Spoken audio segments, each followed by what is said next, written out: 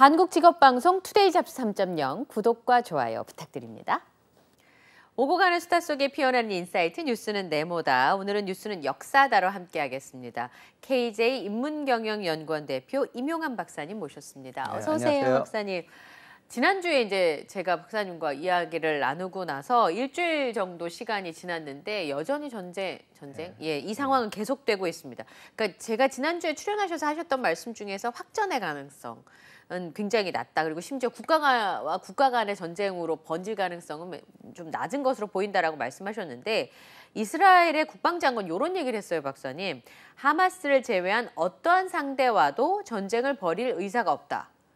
네, 뭐 이스라엘은 당연히 안 나는 게 좋으니까요. 그렇죠. 예, 근데 이제 문제는 제가 확전 가능성이 없다는 건 이제 정규전, 전면전 같은 형태의 전쟁이 없는 것이고 어떤 의미로 확전, 진짜 무서운 확전은 이게 세계로 확대되는 거죠. 그렇죠. 전 세계에서 이제 무슬림 인구들과의 갈등, 또 무슬림 아니어도 우리 사회도 막 이게 진영 논리 뭐 온갖 갈라져서 싸우게 되는데 지금 유럽이나 미국이 바이든 대통령이 이렇게 걱정하는 것도 그거고. 그래서 그런 의미의 확전은 지금 뭐 이건 뭐 그냥 뭐 이걸 뭐라고 해야 되나 그냥 일파만파로 번져가고 있는 상황인 것 같습니다. 다만 정기전 형태의 전쟁은 이란은 아직까지는 정치적 외교적 발언이고요. 그것이 군사적 조치로 이어질 가능성은 좀 낮다고 봅니다. 알겠습니다. 지난주에 이제 중동 전쟁의 역사에 대해서 이야기를 나눴었는데요. 그때 못다한 이야기와 그리고 현재 상황을 좀 짚어보겠습니다. 벨푸어 선언 전에 맥마흔 선언이 있었다. 그 얘기까지 하다가 이제 시간이 다 돼가지고 저희 PD님 얘기로는 시간이 녹아버려서 저희가 거기서 고만했는데요. 1927년에 벨푸어 선언이 있었고 그 2년 전에 2년 전에 이집트 주재 영국 고등 판무관 맥마흔이 오스만 제국 치하의 아랍인에게 독립을 약속했는데 근데요, 박사님. 우선 고등 판무관이 뭐 하는 역할인 건지 뭐 이 사람이 아랍인들한테 독립을 약속해 줄 수 있는 권한이 있는 사람인 건지 이거 왜 있었는지 굉장히 궁금한데요. 그냥 이제 외교관 직책인데요. 이게 사실 19세기, 20세기에 영국이 전 세계를 지배하다 보니까 지금 같으면 좀 상상할 수 없는 일인데 한 3급 공무원한테 나라 몇 개씩 담당이 들어가는 거예요. 컨트롤하라고요? 그래서 나라는 많고 외무부 직원은 적으니까 그렇게 돼서 이제 이렇게 가끔 이제 외교 이렇게 나오는 임명들을 보면 그 중에 나중에 장관된 사람도 있지만 당시에는 뭐 우리식으로 한 서기관 뭐 이런 분들이 뭐 어마어마한 뭐 국경 긋고 이런 일이 막 그런 분한테 좌지우지된 그런 사태들이 많았습니다. 아, 그랬군요. 그러면 이 맥마흔 판무관이 오스만 제국 치하에 있는 아랍인들에게 독립을 약속을 했어요? 그러니까 이 사건이 지금까지도 많이 논쟁이 되고 있고 이게 영국의 책임이 있지 않느냐라는 얘기를 하는데 뭐 영국이 잘못한 건 맞죠. 도덕적으로 비난한 건 반할 일은 맞는데 근데 이게 우리가 좀 이런 식으로 접근을 해야 돼요. 제가 이거 설명하느라 좀 고민을 많이 했는데요. 어떤 목수분이 집을 짓다가 좀 불성실하게 일을 했어요. 그랬더니 이제 집이 나중에 보니까 막 비도 새고 막 이상한 거예요. 자, 그럼 이 집이 왜 이 모양이냐? 저 목수가 불성실하게 일했기 때문이다. 맞는 말이에요. 맞는 말인데 이 집을 고치려면 그 목수가 불성실하게 일했기 때문이다 가지고는 이 집을 고칠 수가 없어요. 왜 불성실하게 했는데 왜 하필 비가 새냐? 왜 저 방에 비가 새고 왜 이 방에 여기 문은 왜 갈라지느냐? 이거는 구조적으로 분석해야 돼요. 그다음 또 있어요. 그 목수가 불성실하니까 다음부터 쓰지 말자. 이렇게 할 수도 있어요. 그런데 그 목수가 불성실해지는데 또 어떤 사연이 있을 수가 있어요. 뭐 회사와의 계약이 안 좋다거나 월급을 못 받았다거나 뭐 기본적으로 그런 문제. 그럼 우리가 또 그런 문제를 파고 들어가야 저 사람을 또 쓸지 아니면 딴 데 쓸지 다른 회사 계약할지 다른 회사랑 계약하면 괜찮을지 만약 이 관행이 그대로 있다면 다른 회사 사람이라도 또 불성실하게 일하겠죠. 이게 우리가 역사적으로 봐야 될 부분은 이런 부분도 같이 봐야 된다는 겁니다. 그래서 저 사람이 불성실하게 했다라는 것만 가지고는 이 사태를 설명할 수가 없어요. 그러면 그런 선언을 뭐 어디 그 정상회담 하면 대통령 총리 와서 이렇게 발표하고 우리 막 선언문 읽고 이런 거 하잖아요. 근데 이거는 그냥 편지 한 장 써준 거예요. 이게 원래 근본적인 문제가 있는데 여기가 원래 오스만 제국 치하였잖아요. 그리고 그 안에 수많은 아라비아 부족들 여러 나라 조각난 나라들이 있었고 나라를 세우지 못한 사람들 많았어요. 그리고 아랍인과 약속했다고 그러던데 이게 지난 시간에도 말했지만 동아시아 국민하고 약속했다는 소리가 똑같아요. 예를 들면 네. 좀 비유가 이상합니다. 뭐 우리나라를 이제 독립투쟁하면은 네. 해방시켜 주겠다고 했어요. 네. 그럼 영토를 어디까지 할 거냐? 그렇죠. 만주를 우리한테 줄 거냐? 네. 뭐 독도는 일본께 될 거냐? 이런 예. 걸 얘기해야 되는데 그렇죠. 동아시아 사람들 국가를 만들어 줄게 이렇다면은 그 안의 문제가 복잡해지겠죠. 그렇죠. 영토 문제도 있고 그 국가와 국가 사이에 충분히 네. 충돌이 있을 수 있고요. 더 큰 문제가 있어요. 동아시아 사람들의 나라를 독립시켜 주겠다고 네. 했는데 일본 사람은 일본은 하면 안 되나? 예를 들면 뭐 네. 만주에 있는 어디 그 연변 사람들하고만 이 약속을 했다면 그럼 그 의미가 우리가 그걸 동의하겠냐는 거죠. 그렇죠. 그거 안 되는 예. 거죠. 이게 지금 이런 구조예요, 사실은. 아. 아랍이라는 정체성이 지금 예. 생각하는 것처럼 국가가 아니었고요. 예, 그 당시에는 사우디아라비아도 없었고 쿠웨이트도 없었습니다. 아. 그래서 어떤 현상이 벌어질 때는 우리가 항상 내적 요인과 외적 요인을 찾아야 네. 되는데 제가 그렇다고 지금 서구나 열강이 잘했다는 건 아니에요. 네. 두 가지가 부딪힙니다. 내적 구조와 외적 구조가 부딪히고 예. 이거는 철저하게 자기들 이해관계로 부딪힙니다. 그러니까 오스만 제국을 분해시킬 때 네. 이 사람들은 이 석유 자원이 있는 건 알았고 네. 이게 20세기를 좌우할 것도 알았거든요. 예. 만약에 이걸 오스만 제국한테 그냥 줬다면 지금 튀르키예는 예. 세계 초강대국이 됐을 거예요. 예. 그러니까 그거를 또 이렇게 약화시킨 막으려고? 거죠. 튀르키예 집안이 또 이게 억울하겠지만 그래서 여기를 쪼갭니다. 쪼개고 나누는데 이 쪼개지는 이유가 여기에 원래 제대로 된 그런 형태의 사회 국가가 없었고 예. 아랍 부족들의 이해관계도 굉장히 나누어지고 있었어요. 네. 맥만이 약속을 했던 후세인 빌 알리는 그 영화 아라비안 로렌스에 나오는 그 주인공들 반란을 네. 일으켰던 주인공들의 아버지예요. 예. 그런데 후세인 빌 알리는 메카 태수였고 예. 헤자즈 왕국은 얼마 못 갑니다. 어, 지금 사우디 왕가한테 또 망해요? 네, 지금 사우디 왕가가 내쫓고 지금 차지한 거예요. 근데 그 사우디 왕가는 아랍 반란에 가담하지도 않았어요. 예. 다시 말하면 그 후세인 빈 알리, 맥만이 약속했던 반란 주도 세력은 실제로 그렇게 강대한 세력이 아니었습니다. 그래서 아라비아 로렌스에 보면 이런 게 나옵니다. 그 유명한 아카바 항 전투할 때 네. 여기저기서 모이는 거예요, 드디어. 네. 산에서 횃불을 보면서 이렇게 외칩니다. 우린 드디어 하나가 됐다. 예? 처음으로 하나가 됐다. 아, 그래요? 아랍 부족이 하나가 됐다. 근데 거기에 쿠웨이트도 없고 요르단도 없고 그냥 아라비아 반도에 있는 몇 부족만 모인 겁니다. 그리고 그들은 나중에 또 흩어집니다. 네. 이렇게 되니까 어떤 규정성이 약해지는 거죠. 예. 그래서 이 맥마흔 선언의 약속을 지켰다고 하더라도 절대로 이 지금 중동 문제는 평화롭게 유지되질 않습니다. 그러면 그리고 나서 영국의 외무장관, 여기 이제 판무관이고 외무장관이 벨푸어 선언을 하게 된 거잖아요. 그 교수님 말씀을 듣고 보니까, 박사님 말씀 듣고 보니까 이 두 가지가 충돌할 수밖에 없네요. 그렇죠. 벨거는 또 다른 문제로 시작된 거예요. 유대인 네. 문제는. 네. 그래서 아라비아 반도에는 여러 나라들이 부족들이 흩어져 있었고 네. 서구 국가들은 여기를 하나의 국가로 만들 생각이 애초에 없었고 예. 약속은 했지만 그것도 어떤 국가를 만들어준다는 약속도 아니었고 그 편지를 받은 사람도 아랍의 대표자도 아니었고 일부 세력이었고 거기에 유대인들은 여기로 가겠다고 하고 네. 이런 문제가 종합적으로 발생한 거죠. 그러니까 그냥 영국이 휙 줄 그어서 끝냈다 이렇게 해석하기에는 이 사태가 너무나 복잡한 겁니다. 그러네요. 근데 만약이라는 건 사실 역사 없잖아요, 박사님. 그렇긴 한데 2003년에 국제사회가 이스라엘과 팔레스타인의 유혈 사태를 방지하기 위해서, 종식시키기 위해서 2005년에 팔레스타인의 독립국가를 세우는 것을 골자로 하는 중동 평화 로드맵을 마련을 하는데요. 2005년 9월 12일에 이스라엘이 가자 지구에서 완전 철수를 하고요. 이때 뭘 좀 잘했으면 지금 저렇게까지 안 시끄러웠을까요? 지금 만약에 네. 네타냐후 총리가 전투하지 말자. 네. 우리가 미안하다. 네. 그냥 없던 걸로 하고 네. 돌아가고 우리 사이좋게 지내자. 네. 라고 한다고 평화가 유지될까요? 안 되죠. 똑같은 겁니다. 똑같은 거예요? 예.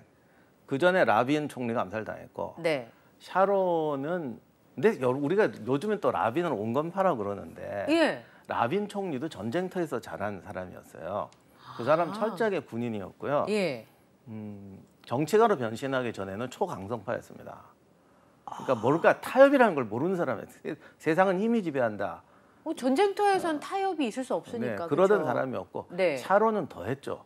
그 사람은 원래 특공대 들어가서 양민 학살하고 정말 이러던 사람입니다. 아. 그러던 사람이 또 정치인이 되니까 저렇게 되는 거죠. 아. 그것은 이스라엘 내에 이런 강경 온건의 흐름이 항상 섞여 있고요. 네. 누가 한 명이 결정한다고 될 일이 아니라는 겁니다. 아, 그러네요. 그러니까 정치인 한 사람이 내가 그런 소신을 갖고 있다고 해서 그 정세가 그렇게 흘러가지 않고 이스라엘 내부에서만 또 그런다고 해도 바깥에 있는 중동 세력들이 또 그렇게 동의하느냐도 그렇죠. 또 그러니까 다른 문제니까. 팔레스타인이고 무슬림이고 뭐 이스라엘이고 잔인한 사람도 있고 강경파도 네. 있고 온건파도 있어요. 예. 근데 누구 하나 이 사태를 제대로 해결할 수가 없고 예. 이스라엘에 있는 온건파라고 했을 때 네. 이번 하마스 사건이 났을 때 네. 아무리 논리적으로 야 우리가 옛날에 그렇죠. 잘못한 게 있지 그런다고 누가 받아들이겠습니까? 네. 그러니까 지금 이 사태는 정말 둘이 충돌하는 상황이기 때문에 네. 참 답을 내기 어렵습니다. 네, 알겠습니다. 그러면 지금 박사님 책에 있는 한 구절이 제가 생각이 나는데요. 전쟁이 끝나면 정치가 시작된다. 이 말씀을 하셨었는데 사실 이스라엘 중동 역사를 박사님 저희 너무 잘 모르잖아요. 그러다 보니까 거기도 진보 보수가 있더군요. 네. 그래서 이스라엘 세력과 좀 친하게 조용히 살자라는 주장하는 정치인들도 있을 것이고 무슨 말이야. 우리가 지금 어떻게 이 나라를 구성했는데 라고 하는 세력들도 있지 않겠습니까? 그러다 보니까 그 당시에 이스라엘의 집권당이었던 사회노동당에 몰락이 시작이 되면서 여기는 조금 이스라엘과 평화롭게 지내자라는 주장을 하는 세력들인 거죠. 그건 아닌가요? 절대 그렇지 않습니다. 그렇습니까? 그러니까 지금 우리가 지난번에도 그런 말씀 드렸지만 좌우라는 건 정말 세상에 딱 둘로 나눈 건데 네네. 얼마나 종류가 많겠어요. 예를 들면 핸드백이라고 해도 종류가 엄청 많고요. 무지하게 많습니다. 시장 박사님. 물건이나 명품이라고 해도 엄청 많잖아요. 네. 좌와 우도 엄청 많습니다. 오. 그리고 이스라엘은 구조가 정말 독특해요. 그래서 우리가 이스라엘에 있는 노동당, 뭐 리쿠르당, 뭐 우리가 근데 우리 좌라는 사람들은 우리 상식하고는 좀 안 맞습니다. 그러니까 제가 지금 생각하는 저는 이렇게 생각했거든요. 북한과의 관계에 대해서 해법을 보수 진보가 생각하는 방법이 다르잖아요. 그러니까 이 상황을 종식시켜야 된다는 건 동의하지만 그거랑 비슷한 구조로 생각할 텐데 전혀 아니에요. 저의 오해였군요. 그 이스라엘 이 집권 노동당 같은 경우도 라빈도 노동당 네. 출신이고 아버지 사회주의자였어요. 네. 그리고 노동당에 가장 많은 사람들이 또 군인들이었습니다. 초창기에. 네. 키부츠 출신들 왜냐하면 그쪽 사람 왜냐하면 가장 팔레스타인이나 아랍하고 강렬하게 싸우는 이 키부츠 그렇죠. 출신인데 네. 또 한번 생각해 보시면 도시에 안 살고 시골에 가서 공동체로 사는 사람들이에요. 그렇죠. 이분들이 약간 사회주의 성향이겠어요. 어떻게 자본주의 성향이겠어요. 오히려 사회주의 이분 또 그렇게 나누는 것도 안 맞는데 어떤 공동 생활하고 나누자. 그러면 굉장히 좀 그런 게 강해 보이잖아요. 그러네요. 이들이 전선의 일선에 서 있었어요. 그리고 또 여러 가지 또 막 바뀌기 때문에 우리가 생각하는 거하고 많이 다릅니다. 그러면 교수님 말씀은 박사님 말씀은 집권당이 어떤 세력이 집권을 했다 한들 지금의 상황을 맡기는 좀 그리고 중동 전쟁 1차부터 3차까지는 다 노동당 세력들이었습니다. 예. 근데 제가 제일 걱정되는 게 이번에 이제 중동의 상황을 보면서요, 박사님. 전쟁은 진짜 있으면 안 된다는 게 민간인들의 학살이 너무 많고 그리고 양쪽 다 비이성적인 상황까지 지금 간 거잖아요. 전쟁이라고 하는 게 처음에는 군인들도 이렇게 바로 총을 쏘거나 하기가 어렵다면서요. 근데 자기 동료가 쓰러지는 걸 보면 그때부터는 이성이 작동하지 않는다고 하더라고요. 저 옛날에 우리 80년대 학생 데모할 때 제가 이 얘기를 하면 또 거부하는 사람들이 많아요. 이거 제가 직접 목격한 사건인데 그때 한참 87년도에 심해지니까 학생도 많이 하고 전경도 많이 다치고 뭐 부상자가 속출했어요. 저희가 종합대학이니까 병원이 있었거든요. 뭐 이렇게 막 엄청나게 실려왔죠. 병원에 이제 자리가 없으니까 학교 마당에 이렇게 막 이렇게 누워들 있고 그랬습니다. 다 그중에 학생 출신도 있어요. 전경 중에. 갑자기 어떤 친구가 이만한 돌을 들더니 누워있는 전경 때려 죽이겠다고 덤비는 거예요. 말렸죠.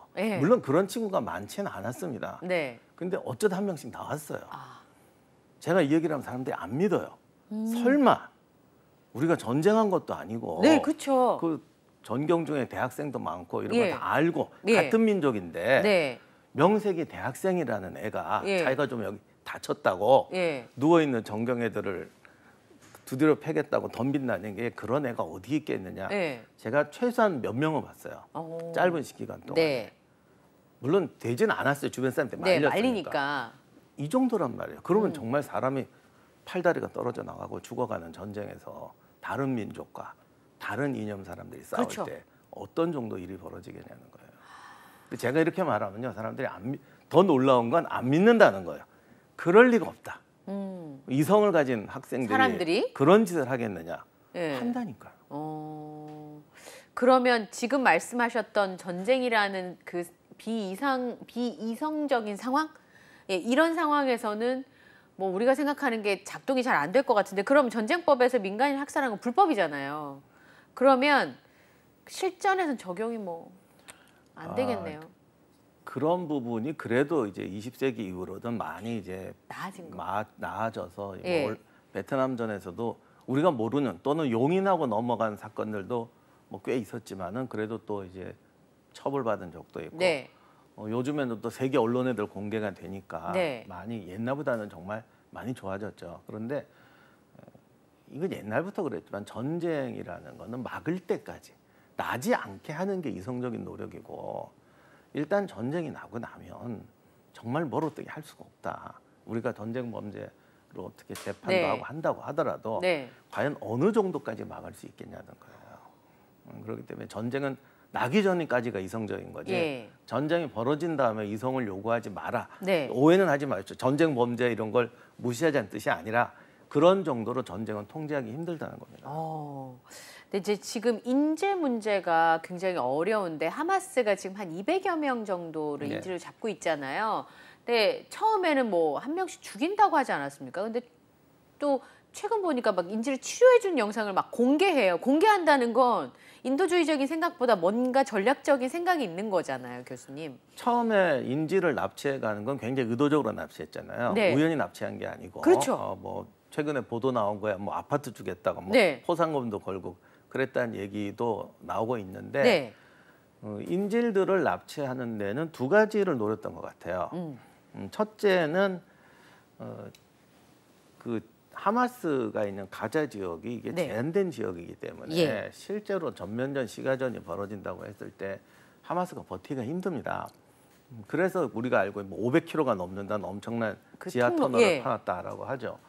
그런데 이 지하 터널이 생각처럼 또 그렇게 강력한 게 아니에요. 그러니까 모든 무기는 잘 쓰면 또는 적절하게 썼을 때 강한 것이지 만능의 무기는 없습니다. 그렇겠죠. 그래서 지하 터널은 상대방이 또 좀 잔인하게 나가면 그 퇴로가 없는 죽음의 공간이 돼요. 거기 들어가 버리면 뭐 예를 들어 통로를 막아버린다. 예를 들면 통로를 수색하고 갔을 때는 정말 어마어마한 희생을 치러야겠죠. 네. 저 안에 방까지 들어가야 된다면. 그렇죠. 근데 그럴 필요 없이 무너뜨려 버린다면요. 뭐 화학탄까지는 쓰지는 않겠지만 네. 뭐 불법으로 금지된 가스가 아니라도 가스가 얼마든지 있습니다. 뭐 여러 가지 방법. 또 지금 이미 이스라엘이 그런 거 꽤 공개하고 있고요. 네. 그렇게 돼서 터널에 들어가서 누군가를 구출해 온다면 많은 희생이 필요하지만 네. 무너뜨려 버린다면 방법이 많아요. 그렇기 때문에 인질을 그 터널 안에 있었게 해서 그런 어떤 파괴 같은 걸 막으려는 전술이 있었던 것 같아요. 예.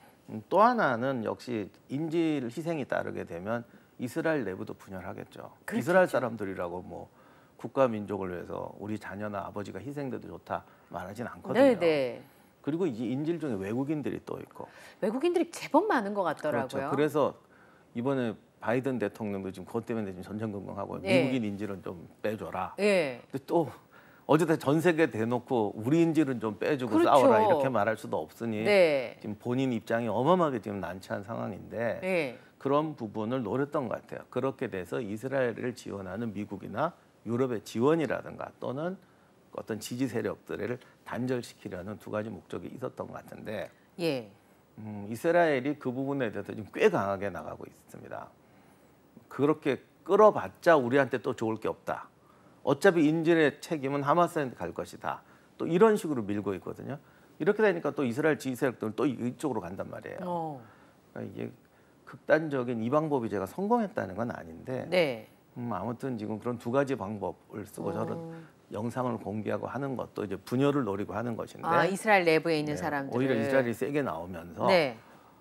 지지 세력은 지지하고 네. 반대하는 사람은 또 반대하고 네. 이렇게 되는 거죠. 그러니까 지지 세력이 이탈하거나 네. 반대하는 사람이 지지하게 만들어야 작전이 성공하는 건데 꼭 우리나라 진영 논리처럼 무슨 짓을 해도 이건 이쪽으로 가고 전 저쪽으로 가는 지금 이런 상황인 것 같습니다. 오, 제가 보니까 미국인들이 한 12명 정도가 인질 속에 있는 것 같고 태국 사람들도 40명이 넘게 지금 잡혀 있는 걸로 보이는데 예를 들면 하마스 때문에 뭐 혹은 이스라엘의 공격으로 미국 사람이 사망했다.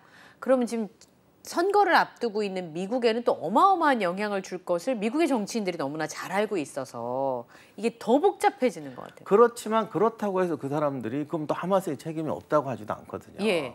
그러니까 이 인질 사건이 결국은 세상은 바꾸지 못하고 분노만 더 증폭시키는 결과를 가버리고 있다는 거죠. 아, 그러니까 이거 뭔가를 이렇게 흐름을 바꾸거나 하기보다는 앞으로 남아 있는 그 전개는 이렇게 계속 그 에스컬레이션 되는 일만. 그럴 수밖에 없습니다. 그러니까 처음부터 이스라엘은 인질 때문에 뭐 저기 석방을 하거나 전쟁을 중지하고 돌아온다 그러면 자기들의 패배를 시인하는 것이고, 그렇죠. 그리고 이런 것이 또 성공할 거다라는 사실 테러리스트 이거 물론 하마스 입장에서는 테러 아니다 이렇게 하니까 제가 이렇게 말하기 좀 부담스럽습니다만 한쪽 입장에서 봤을 때는 테러리스트랑 타협하면 그 다음 테러를 용인하는 것이다. 그렇죠. 미국도 테러리스트랑 타협 안 하잖아요. 네. 이스라엘도 안 해왔고요. 예. 근데 이제 좀 입장이 바뀌어갖고 이거는 빼줘라. 그러면 이제 이쪽에서는 이건 테러가 아니란 말이냐. 예. 이런 식의 지금 이제 논란이 이어지고 있으니까 결국 스스로 해석하는 사람들이 자기 입장을 쫓아가는 건 변함이 없고 예. 하마스가 노렸던 어떤 전략적 이스라엘의 공격을 지연시키거나 네. 못하게 하는 효과는 애초에 없었죠. 그렇군요. 네타냐후 이스라엘 총리가 지상전 침공을 준비하고 있다라고 공개적으로 밝혔는데 이건 어느 정도 수준을 얘기하는 것이고 이렇게 되면 대규모의 민간인 피해가 발생하면 국제사회 비난을 완전히 면할 수가 없는데 어떻게 되는 걸까요? 이 건은 제가 전에도 다른 곳에서 한번 말씀드린 적이 있고 하는데 두 가지 있었어요. 처음에 지상전을 쉽게 하지 못할 것이다. 네. 지상전 들어간다. 네. 저는 들어간다는 입장이었고요. 그런데 지상전을 들어갔을 때부터 이제 어떻게 하느냐. 네. 여기서 또 세 가지 시나리오가 있습니다. 세 가지? 시가전이라는 게 워낙 또 힘들고 희생이 많은 그렇죠. 어쩔 수 없이. 전투입니다. 그러다 보니 이스라엘이 큰 공경에 처할 것이고 큰 희생을 당할 수도 있다. 네. 두 번째 반대로 예를 들면 건물을 무너뜨린다가 과도한 방법을 쓰면 오히려 민간인 피해가 극렬하게 날 수도 있다.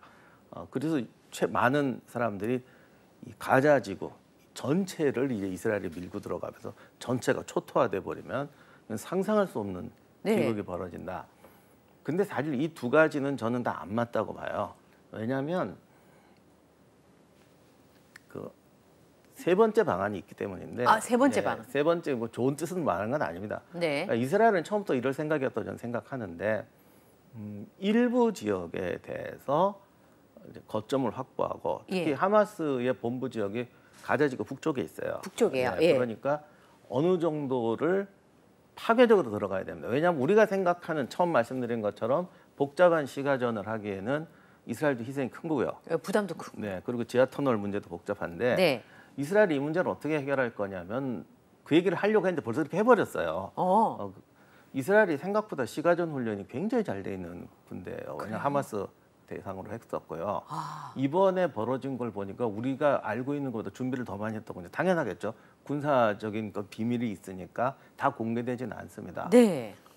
제가 하마스가 지하 터널이 많다고 그랬지만 중요한 거점들은 좀 알고 있는 것도 있을 것이다. 왜냐 이스라엘 워낙 정보가 있으니까. 근데 그걸 공중 폭격으로 때려버렸어요. 그래서 지하 건물 몇 채가 같이 무너지긴 했지만 몇 곳의 주요 거점들을 그건 정말 놀라운데 공중 폭격으로 어떻게 그걸 해치우고 지금 상당히 많은 병력을 동원해서 지하 터널에서 빠져나와서 일대를 밀면서 가는 거죠.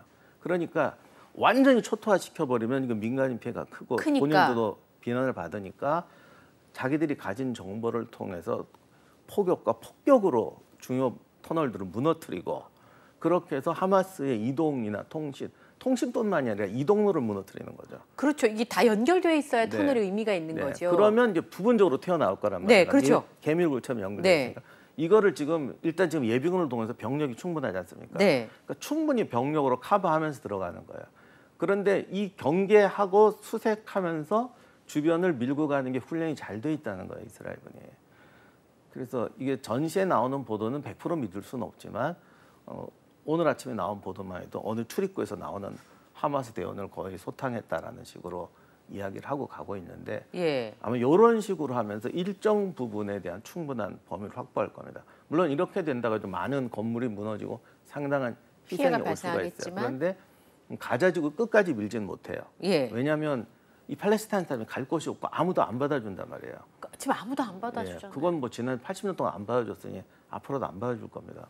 그러니까 다를 하는 게 아니라 어느 특정 부분을 이렇게 밀고 가면 많은 사람들이 생각했던 건 시가전에서 이스라엘군이 완전히 공경에 빠지거나 네. 작전이 지연되지 않은 수준으로 어느 일정 부분이 정말 어디까지 될지 모르겠어요. 네. 4분의 1이 될지 5분의 1이 될지. 네. 그러나 어느 부분을 확보하고요.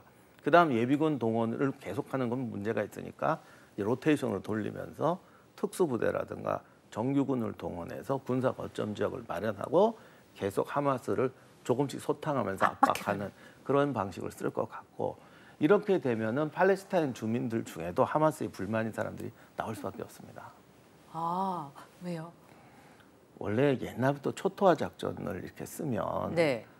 사람들은 다 자기 민족, 자기 애국을 할 것 같지만 예. 힘들면 또 저쪽 편을 들게 되고 특히 이번처럼 강경과 온건파가 나눠져 있을 경우에 네. 강경 세력에 대한 불만, 그러니까 비판은 항상 있잖아요. 아, 그렇죠, 당연히. 그렇게 되면 하마스 쪽에서도 이제 정보가 또 나오게 되는 거죠. 이렇게 돼서 최초 지금 뭐 2단계, 3단계 얘기를 하지만 지금은 이제 대규모 병력과 대규모 작전을 통해서 어느 정도 거점을 확보할 것이고 네. 그걸 기반으로 이제 이 지역에 대한 어떤 건물이나 터널 부분을 완전히 봉쇄한다면 네. 그 다음부터는 적은 병력으로 또 장기전으로 가면서 하마스를 압박하고 계속 거점을 소탕해 나가는 이런 식으로 하면서 생존 인질들을 내놓으라거나 구출하는 방식으로 나가겠죠. 이게 성공한다는 뜻은 아니고 이스라엘이 어느 정도 거점을 확보할지는 모르겠지만 네. 전략은 이렇게 할 겁니다. 아마 그런 방식으로 이스라엘이 앞으로 움직여 갈 것이다라는 예측을 해주셨는데 아까 말씀하신 것처럼 제가 생각했던 뭐 그런 우리가 알고 있는 전쟁이 아니라 우선 하마스를 타격해서 거기서 분리해내는 게 이스라엘에게는 가장 좋은 키워드일 것 같네요. 이게 뭐 이스라엘을 칭찬한다고 해서 예. 제가 뭐 이스라엘 편을 드는 건 아닌데 네, 그럼요. 전쟁이라는 건 결국 준비된 사람이 이게 돼 있거든요. 근데 이번 사태를 보면은 이스라엘이 이런 가상 상황이요. 그러니까 가자지구나 서한 진구를 침공할 수 있는 상황에 대해서 예. 무기, 전술 이런 거를 굉장히 준비를 우리가 알고 있던 것보다 훨씬 많이 했던 것 같아요. 그리고 아까 말씀하신 것처럼 막 언론에선 지금 뭐 지하철보다 길다 막 이렇게 얘기하면서 그 터널 얘기를 많이 했는데 그걸 중간에 봉쇄해버리면 그 터널도 사실은 하마스의 좋은 무기가 아닌 그러니까 거. 저희 같은 사람이 평소 이런 전략을 왜 고민하겠어요. 아무리 외국 언론의 기자라고 하더라도 그런 게 있다라고 할 텐데 이스라엘 군 내부에서야 지난 수십 년 동안 계속 준비를 해왔겠죠. 그렇겠네요. 훈련을 하면서 이번에 하는 걸 보니까 역시 엄청나게 준비가 돼 있구나라는 생각이 들어요. 그렇습니다. 그러면 미국의 바이든 대통령의 입장에서는 지금 있는 미국인의 생명이 가장 저는 우선시 될 거라는 생각이 들고 그리고 이스라엘과의 관계를 어떻게 바이든 대통령이 가져갈지도 굉장히. 근데 이건 제가 걱정할 문제가 아니고 바이든 대통령이 걱정해야 될 문제인데 좀 어려운 것 같고 뭔가 좀 지금 상황이 안 좋은 것 같아요. 일단 바이든 대통령 입장에서 봤을 때. 일단 미국이 정말 옛날 같지 않습니다. 거기다 지금 우크라이나 러시아 전쟁, 아프가니스탄 지난번 철수, 또 지금의 사우디한테도 한번 그러니까 이제 미국이 힘을 옛날처럼 쓰지 못한다는 걸 전 세계 사람들이 다 보고 있단 말이에요. 그렇죠. 그러니 미국 내부에서는 또 이게 불만인 거겠죠. 그리고 그게 다른 나라에 개입하지 않는다는 것에서는 찬성하는 사람들도 많죠. 미국 사람들도 왜 우리가 남의 나라 전쟁에 가야 되느냐 이랬는데 이제 미국 시민이 납치를 당하고 뭔가 직접적인 이해가 걸리는데 일 처리를 또 못하니까 이건 또 뭐냐 이렇게 되는 거죠. 사람 심리가 그렇거든요. 그런 부분을 커버하지 못하죠. 그다음에 아무리 본인이 이스라엘을 좀 자제시킨다고 해도 미국은 이스라엘 편이라고 미국에 살고 있는 시민 무슬림들도 그렇게 생각하기 때문에 네. 그쪽의 반발은 또 크고 네. 전 세계 무슬림의 반발도 크고 또 미국 사회에 대해서도 유대인이나 이런 갈등이 언제든지 네. 얼마 전에 총기 사건이 있었지만 여긴 또 한 번 분규가 생기면 그 총기 사건 같은 게 무섭잖아요. 그렇죠. 그리고 이게 무차별 폭력으로 발현이 네. 되니까 이런 부분도 지금 신경이 쓸 것이고. 예. 근데 중요한 건 아무것도 진척이 안 된다는 거. 이스라엘한테도 입김이 먹히질 않고 하마스한테도 입김이 먹히질 않고 이란한테도 먹히질 않고. 네. 그런 좀 본인은 공경스럽죠. 그렇겠네요.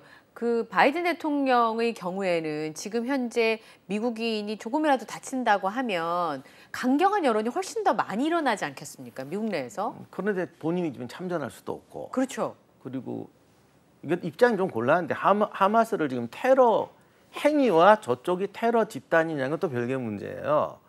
그러다 보니 인질 협상을 하기도 애매하고. 그렇죠. 뭐 이스라엘을 공개적으로 도와주기도 애매하고.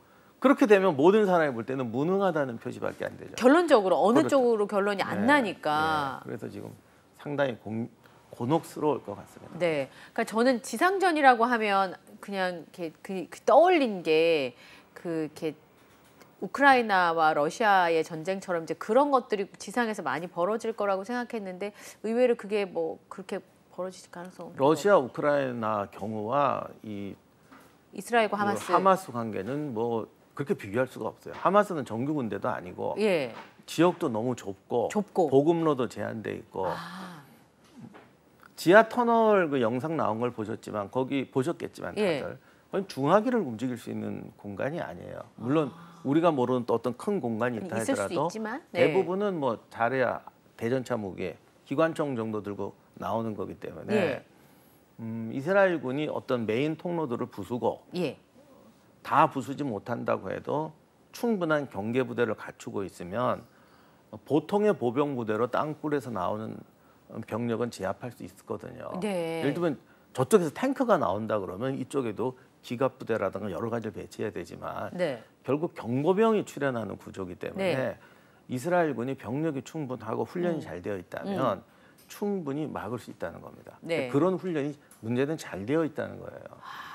그러니까 그게 약간 전에 있었던 이스라엘과 러시아가 박사님 한 일주일이나 석 달이면 끝날 줄 알았는데 아직까지 지금 저러고 있는 상황이잖아요. 그러니까 벌어지면 누가 이길지는 모르는 거구나. 그리고 전쟁은 길어지면 우리나라까지 다 피해가 오는구나.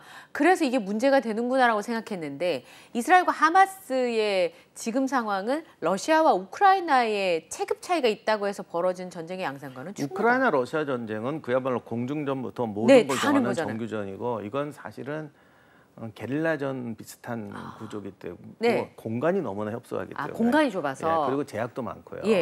그러니까 시가전이 주는 어떤 고통, 어려움, 땅굴이나 이런 어떤 그런 것들을 사람들이 상상할 때는 굉장히 어려워 보이지만 거기에 대해서 충분히 대응하고 있다면 생각처럼 그렇게 강력하지 않을 수도 있다는 겁니다. 다만 문제는 지금 세계가 걱정하는 건 민간인이 구별이 안 되잖아요.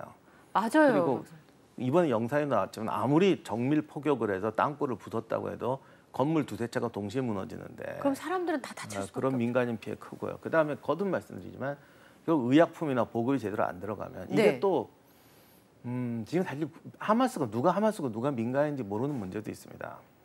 군인이 아니잖아요, 이들이. 그렇죠. 전사라고 하지만 군복을 입은 군인이 아니란 그럼 말이에요. 똑같은. 그러니까 누가 하마스고 누가 하마스 협력자고 누가 애꿎은 민간인지 구별이 안 가는 전쟁이라고요. 그러다 보니까 이 희생자가 또 커질 수밖에 없어요. 근데 팔레스타인과 이스라엘의 이 오랜 것들을 좀 해결하거나 이 에스컬레이션 된 거를 좀 약화시킬 수 있는 방법은 없습니까? 지금 이스라엘의 정책은 일단 강대강으로 가서 하마스를 누르고 강경책으로 여기를 재편하겠다라는 건데 참 이게 어려워요. 지금 온건하고 휴전한다고 해서 과연 이 문제가 해결될까? 또 문제가 생기겠죠. 그리고 아마 강경파들은 더 세질 거예요. 그러면 이번에 누르면 지금 하마스는 없앨 수 있을지 모르지만 또 다른 새로운 하마스는 더 많이 생겨날 수도 있어요. 그러니까 이게 플러스 마이너스가 어떻게 될지는 우리가 알 수가 없는 거예요. 물론 이스라엘도 무조건 강하게 누르려는 건 아니기 때문에 네. 그들이 말하는 어느 정도 과도 정부라는 건 이제 하마스를 누르고 누른다. 사실은 과도 정부를 이용해서 그 지역을 옛날보다 더 강력하게 통치하겠다는 네. 소리겠죠. 그렇게 하면은 이제 또 온건책을 써야 돼요. 온건책을 그렇죠. 써야 되는데 그렇죠. 그 온건책이 과연 먹히겠느냐. 팔레스타인을 분열시킬 수는 있습니다. 네. 근데 그 분열의 결과가 지금처럼 더 극렬한 테러예요. 그렇죠. 또 이렇게 된다는 거죠. 그래서 이게 어디까지 가야 될지는 모르겠는데 적어도 2세대 내에는 이건 안 끝날 것 같아요. 프란치스코 교황이 모든 전쟁의 승자는 없다. 모든 전쟁은 패배일 뿐이다라고 이렇게 지적을 하긴 했는데 지금 현실적으로 들여다보면 한 5, 60년 안에 평화를 가져올 수 있는 뚜렷한 방법이 현재 보이지 않는다는 말씀. 교황님 말씀은 원론적으로는 정말 훌륭한 말씀이에요. 네. 저도 그런 말하고 책에 썼는데 네. 문제는 살아가는 사람들은 네. 패자든 승자든 거기서 뭔가를 선택하고 살아야 된다는 거예요. 내 인생이 실패작이고 슬픈 인생이 될 거라고 해서 인생을 포기할 수는 없잖아요. 맞아요. 예. 너무 마음에 와닿는 말씀을 듣고 보니 방송이 끝난 시간이 됐습니다. 지금까지 임용훈 박사님과 함께했습니다. 고맙습니다. 네, 감사합니다. 예.